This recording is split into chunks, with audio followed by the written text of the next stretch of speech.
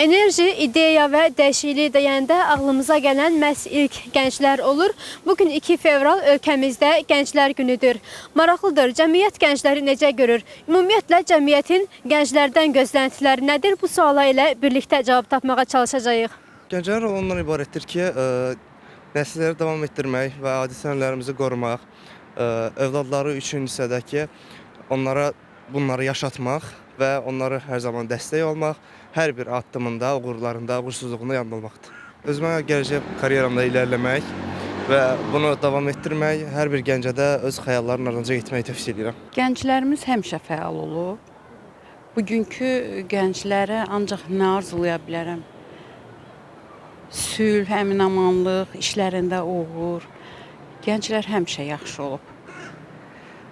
Vətəni sevsinlər, böyük-kiçiyə hörmət eləsinlər. Ancaq bunu arzulaya bilərəm.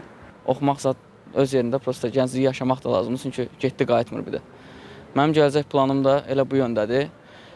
Məsuliyyəti əldən vermədən çalışacağam. Bir 30-40 yaşıma gələndə peşman olmayayım ki, 20 yaşımda bunu eləməzdim. Ağıllı olsunlar, özləri üçün bir yol tutsunlar, yaxşı olsunlar da.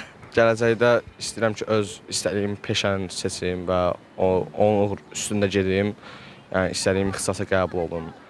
Yəni, ən çox istədiyim budur və inşallah da qəbul olaram. Mən şəxsən müəllim olmaq istəyirəm. Uşaqlara, insanlara öz bildiklərimi öyrətmək mənim xoşuma gəlir. Bəs bir gənc olaraq öz yaşıdlarınıza nə tövsiyə edərsiniz?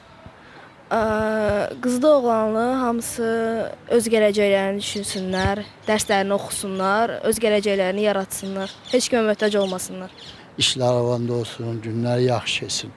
Uğurlar arzu edirəm. Ümumiyyətlə bu cəmiyyət gəncliyə borcludur.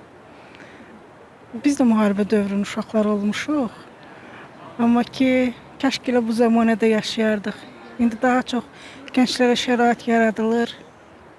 Uğurlar arzulayırıq. Gənclər öz uğurlarına fikirləşməlidirlər, öz nailiyyətlərini fikirləşməlidirlər. Cəmiyyətə faydalı bir şəxs olmalıdırlar. Çünki gənclər cəmiyyətimizin gələcəyidir. Bunu fikirləşirəm.